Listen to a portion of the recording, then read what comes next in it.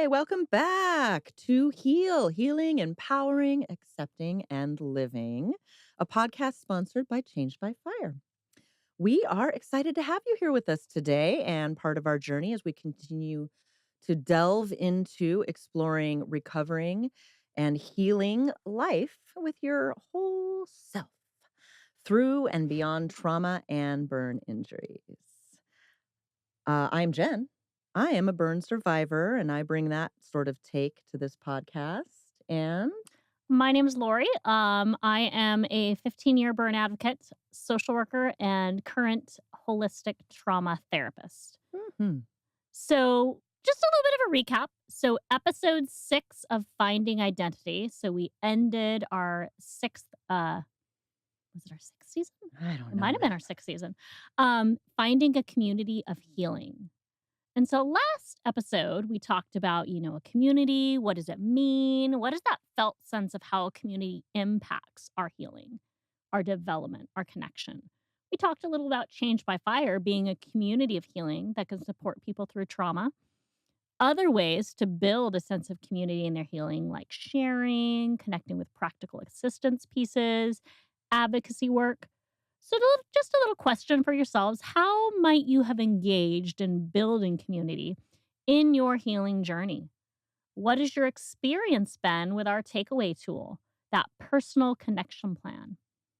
Notice your attempts to build and plan out further connections for you to expand your community and access that felt sense of relationships.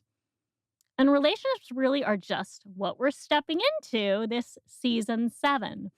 Building and building building and bolstering relationships to be exact. So get ready for a season of relationship understanding and exploring the effect of relationships during, through, and after a burn injury. Let's get healing.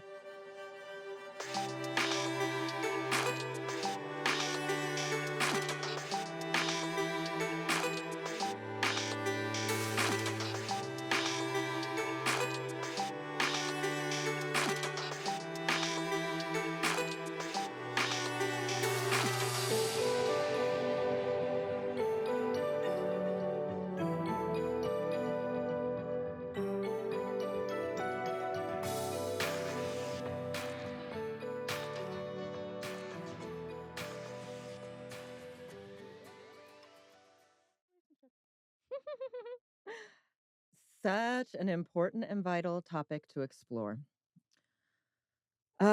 So, in itself, in relation to injuries and uh, how you're healing, this first episode of the season, we're going to really get into the relationship nitty gritty.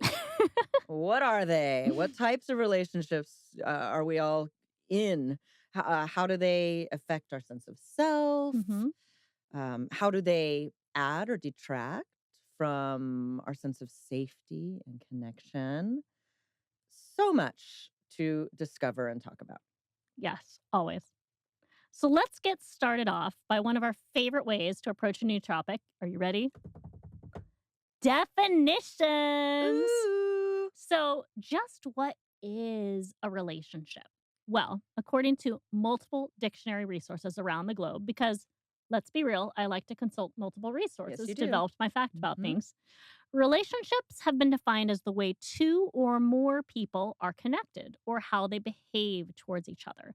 So, relationships involve a sense of connection emotionally, mentally, socially, sexually at times, and they're often built around what can be found as a mutual respect, trust, and understanding.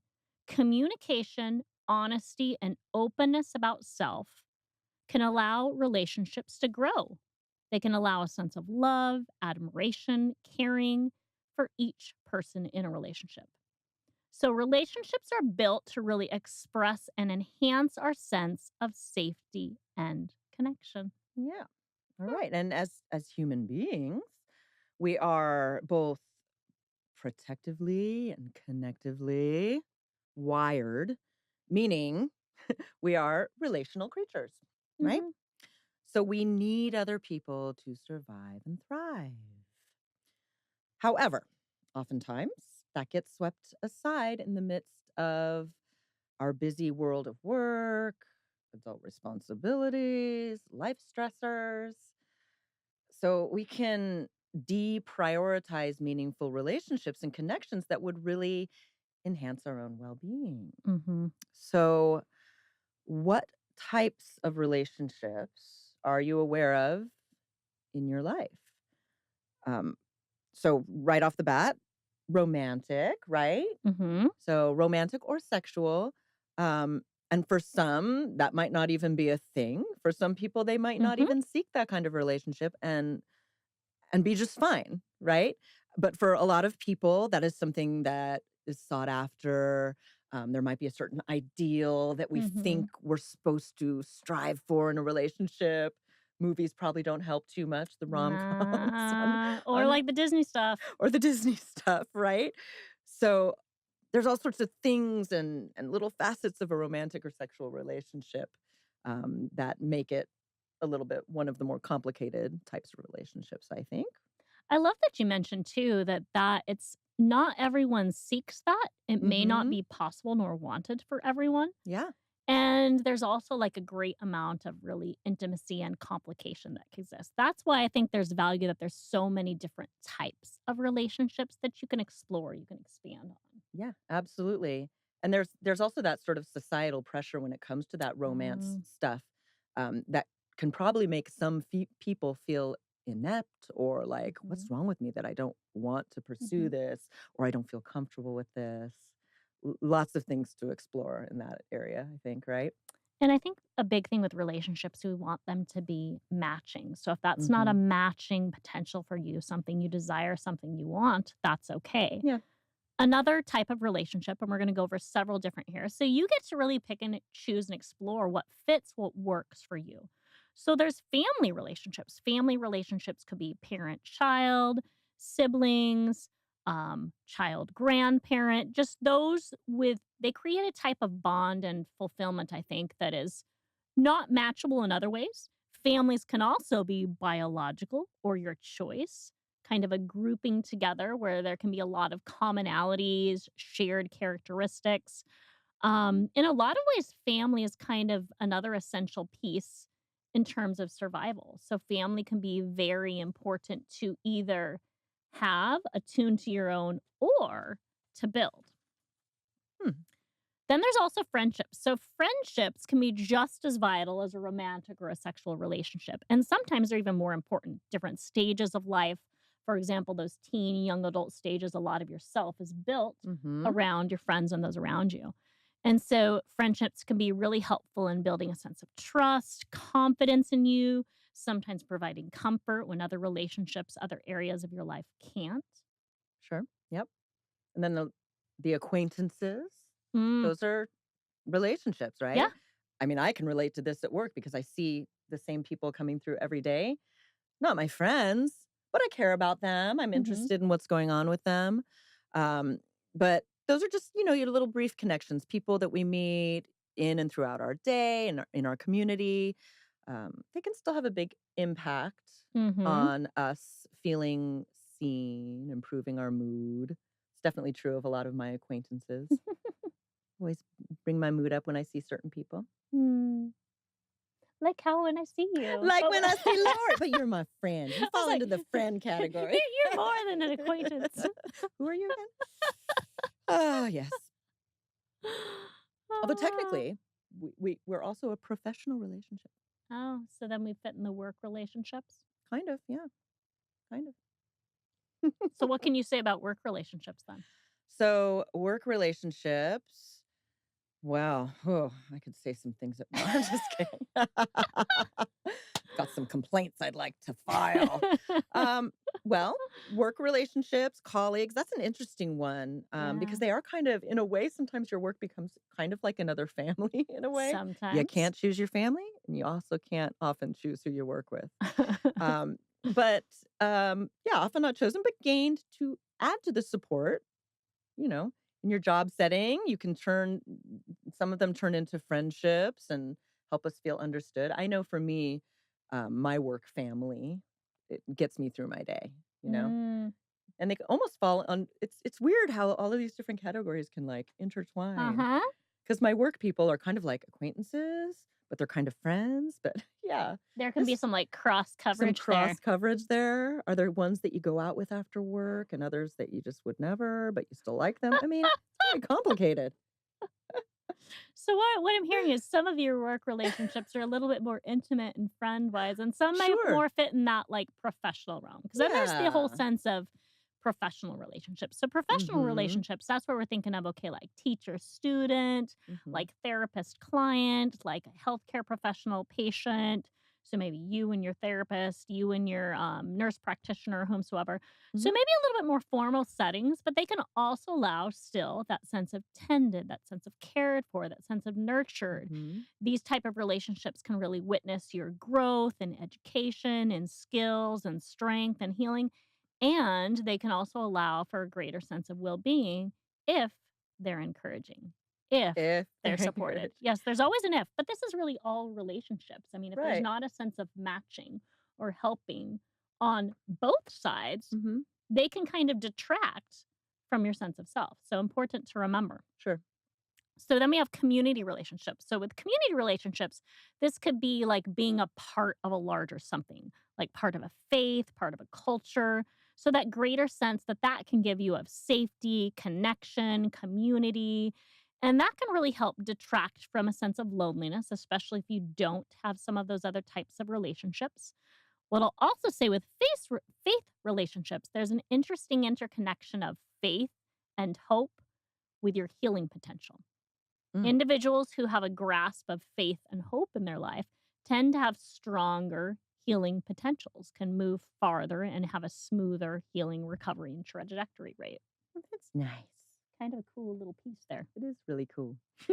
Um, oh, well, and then these days, online relationships, and there are a lot of relationships I have that I knew them many years ago, and now Uh-huh. I only see them online. Yeah. But online relationships, these can be dismissed or judged, but, they can also be a way for many, especially in, like, rural areas, or difficult places of, isolation to connect Mhm. and interact with another person. Mhm. And sometimes that's really one of the only outlets for a lot of people out there. And so it's a blessing and a curse. It's a great thing for a lot of people to be able to connect when they might not necessarily have that access in their physical world, you know? Um, Vetting is needed depending on ages and, Yeah. uh, and caution advised, there's this slight sense of danger sometimes, and you hear about it, of of that person not necessarily being who you think they Yeah. are. But I mean, So, like, that's some people in general. I mean, so, like, really vetting is yeah. needed in all Oh my gosh, relationships. there are some people I've known in person who I wish I could have But that's vetted where before. I still feel like online relationships for some people, especially if you, like, for example, have tremendous anxiety, depression, like, really Mm, struggle getting outside the house, but can mhm. find a way to connect socially online and have people commenting and sharing support, like, that can be a factor of growth and of hope and of Sure. healing and of help for you. So it's again like one, yes, tread with caution in some realms, but Yeah, also like it is a type of relationship that can be indeed, helpful. absolutely. You know what one of my favorite types of relationships is? I know what it is. Pets and animals. Yes. But it's super true. I think anyone these days who has a pet, even a snake, I've had friends with snakes who, like, love their snakes and Yeah. their tarantulas, but, my doggies and kitties.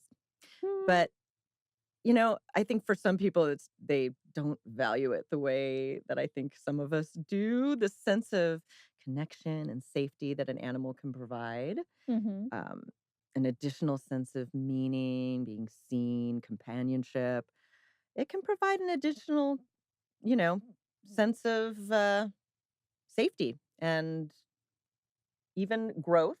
I think, you think about service animals, mhm, and there are not just physical, disabilities that people get their service animals for, but also emotional, mental, helping us stay calm in situations. mhm, And even if you are not someone who needs, support dog or animal, I think we can all relate to the sense of calm that your pet can bring you. I think that's why there also is such a growth and increase of therapy animals in a variety of service professions. I know there's many Mhm. therapists that have animals in their office that are therapeutic supports.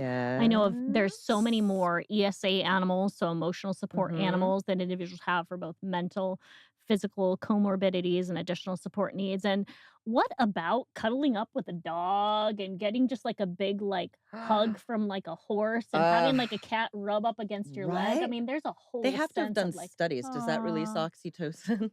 We should conduct We our own should look. research here. Yes, but yes. So that's a very important type of relationship in my mind, Oh, pets. 100%, Yep. 100%.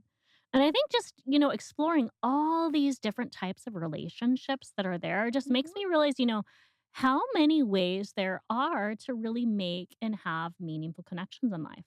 And there's a value not in focusing on just one type of relationship, Mhm. but exploring multiple ways as possible because they all can meet different needs and just really affect our impact and our sense of safety, our sense of community, our sense of connection in this world.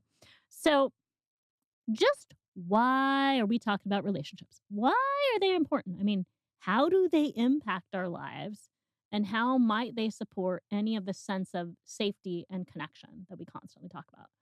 Well, I mean, relationships help you make you feel more of yourself in a lot of ways. They grow who and how you think you are. Mhm. They allow you to feel a little bit safer, a little bit seen, a little bit more softer. I mean, they Yes. definitely like if you feel seen and heard and you have people that allow you to do so, you're going to respond in a gentler, a kinder way in this world. You're Yeah. going to be more motivated to do things, to respond in a certain way, to heal, to recover, to be a part of life. Mhm. And it's also important, I think, to your partners and your relationships are sort of like a sounding board for you. If we lived in a vacuum, and it's hard to know, God, this is what I'm feeling. I'm confused about Mm. it, or what do you think of this?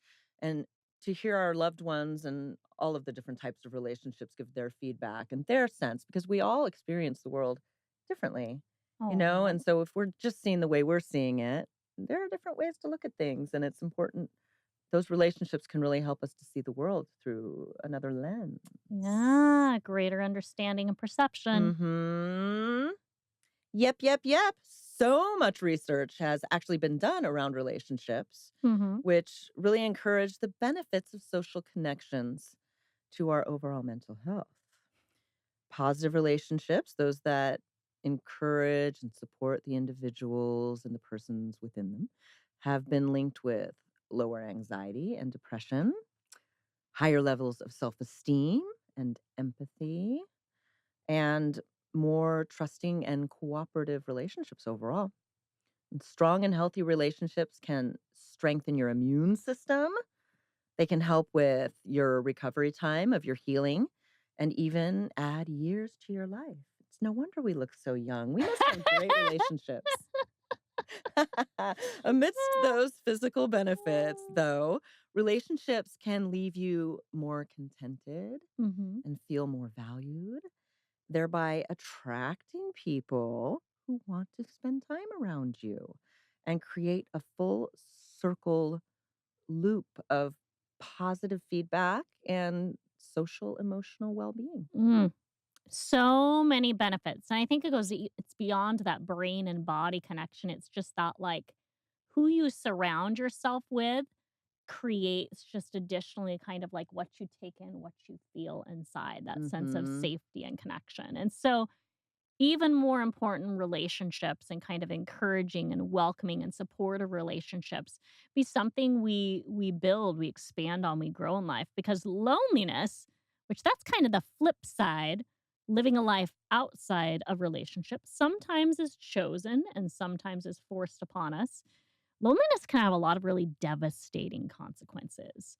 There's been a lot of research done on loneliness in a variety of realms, and it's been linked to disrupted sleep patterns, high blood pressure, increased cortisol, stress hormones, lesser functioning immune systems, meaning you're going to get sick more, and just overall decreased contentment in life. And a Hmm. lot of situations can really affect that sense of loneliness. Friction in relationships, big life event changes like a move, a divorce, a burn injury, a Mhm. loss. And it's how a relationship, too, both shows up and is built around that can really affect the help of recovery and well being. Hmm. So, if we're talking about, burn injuries and relationships specifically, and I'm going to ask you, Jen, because you have the insights here. Yes, I I only have the outsider do. perspective.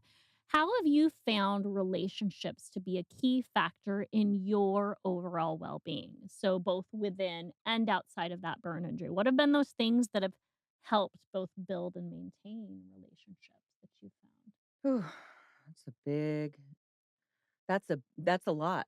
Thinking about because we're talking about all these different kinds of relationships. Mhm. Um, I think for me, I had during the burn, and, the whole being in the hospital and even from the moment I was burned and going forward, I had really wonderful emotional supports um, through Mike, who is my husband, um, and then my family, who was just there for me the whole time. Um, and gosh, um, just the wonderful love that was put forth and concern Mhm. for my well-being was a wonderful little cocoon of love to Mm. do my healing in. Um, it's so important to have people around you who are willing to help in whatever ways they can, be that physically in the hospital. It's gross and you're emotional and you're getting interrupted you can't sleep because nurses are coming in all the time. And so it's so important to have your family around you, to have friends. Mhm. Um, or even if we're talking about all these relationship types, even the nursing staff. Like, let's say you're Mhm. someone who doesn't have someone visiting all the time, Mhm. be it because they're too far away or you just don't have that many people nearby that can come and see you. Even the relationships that you have with the staff that comes in and visits you, um, just to be able to have the outlet of being able to talk to somebody, Mhm. is really important. It's interesting that you're bringing up all these different types of relationships because I'm looking now at all of the different folks that had some sort of part, Yep. like this lady, in my recovery and in other burn survivors and just in life in general. Um, but yeah, I don't know. Is that a good answer? Did I do it good? I think quite the majority of the time, if not all of the time, you provide amazing, I think, evidence of exactly what we're talking about. Just the value of relationships and Hmm. presence, the value of different types of relationships, what they Yeah. can offer in regards to your recovery, your trajectory. And I think some of those big factors of your relationship that have been like lots of communication Yep. between those different relationships, lots of honesty, lots of openness, those that are, I mean, having the attention, the attunement to your needs and vice versa, Hmm. having a sense of understanding, having a sense of kind of love, all of those things are huge factors in building, maintaining, and growing the relationships that show up in your healing, in your recovery, and just life in general. And in episodes that are to come, we're going to go a little bit more in depth about various aspects of healing and various types of relationships and how they can be supportive and really growth oriented in a healing journey. But today we just wanted to give a little bit of kind of like a 101, an idea of relationships and how they affect us in life, different types, what we can do to really empower and grow them. And so for each of our podcast episodes, we really try to bring in a takeaway skill. So same thing with this one, just we want to empower and further anything you might have learned.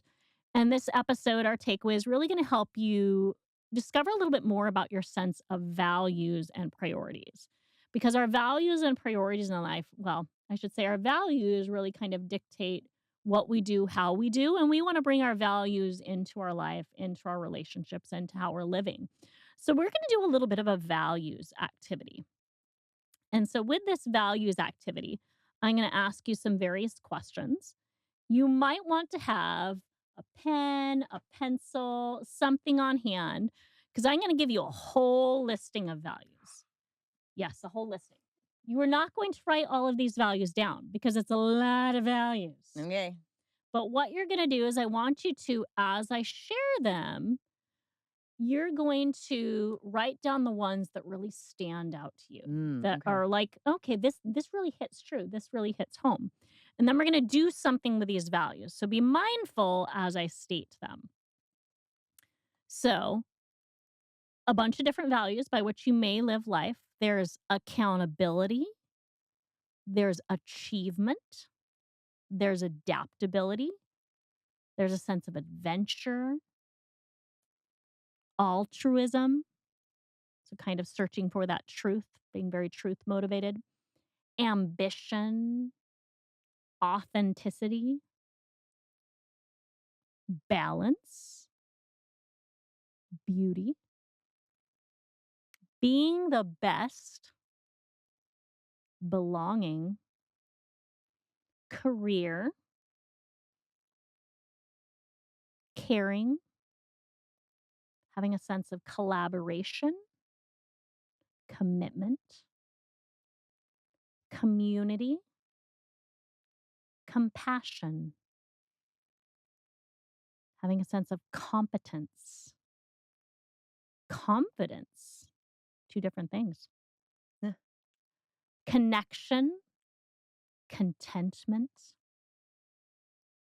having a contribution or cooperation, courage, creativity, curiosity,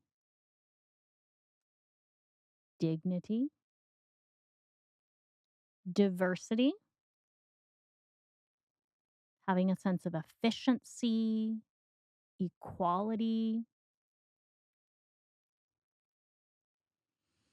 having some strong ethics, fairness, faith, family, financial stability can be a motivator for some, freedom, friendship, fun, generosity, grace, gratitude, Mm.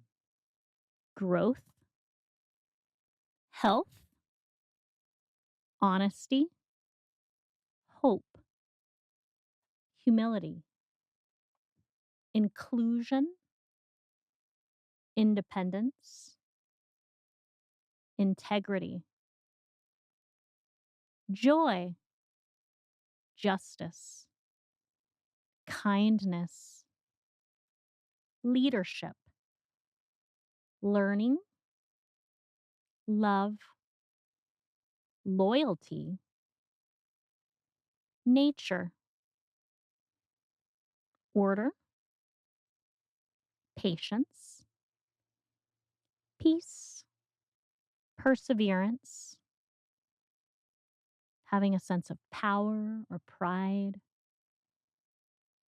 reliability, respect, safety, self expression, service, spirituality, success, teamwork, time, trust, understanding, usefulness, vulnerability, well being, wholeheartedness, or wisdom. Hmm. It's a lot of values there. And there's a lot of values lists out there. But take a look at which ones you wrote down Mm. and noticing how many you've written down. And this may be something you do now, this may be something you do later. So, for example, if, wow, I picked out 25 of those, you're going to slowly wean down. Okay, if you moved from 25, then if you were to streamline that into 10, which ones would you mark off? What resonates the most? Yeah. If you were to streamline that into 5, what matches up for you? And ideally, we're looking for 3 to 5 top values that guide your life. And once you find those 3 to 5 values of what you wrote down, and after you've kind of like defined a little bit or narrowed a little bit more those top ones for you, I want you to reflect a little bit on how life matches those values you've chosen. And maybe you look at, how much of my life is spent in those values. Now, you could do like that lovely pizza pie and mark off, okay, like authenticity is this much, and truth is this much, and honesty is this much, or however it is. And just notice how much of your life is spent on those values you've chosen. And maybe you also apply that to a relationship. If I were to pull one of my relationship, do these values match up in that relationship? If I were to look at all my relationships or certain ones in particular, what a way to clarify how you're living both in your relationship and in life. Great way to kind of align those values with the relationships that best build and grow you. Love that. Hmm. That's awesome. Little work for you guys to do. So, in closing, Changed by Fire is a 501(c)(3) nonprofit committed to helping burn survivors and their families cope and thrive in life after a burn, emotionally, psychologically, and socially, utilizing alternative healing modalities such as EFT, equine therapy, burn scar massage, yoga, aromatherapy, meditation, breath work, and more. There's so much that the foundation does, and it's awesome. As a burn survivor, I can vouch. We are excited to provide regular community events in Arizona to enhance relationships and community, as well as actively building out our website to showcase even more virtual supports and offerings as well for those of you who can't make it to our events here in Arizona. Check us out at www.changedbyfire.org. And if you're interested in being on the podcast, sharing your tools for healing, your story, reach out to us always. In fact, the next episode, stay tuned because we are going to have a burn survivor that we're going to speak to in the next episode. Woohoo! Woohoo! Super exciting. I love hearing and expanding on stories and just like building further that greater sense of community and relationship we all can have with each Yeah. other.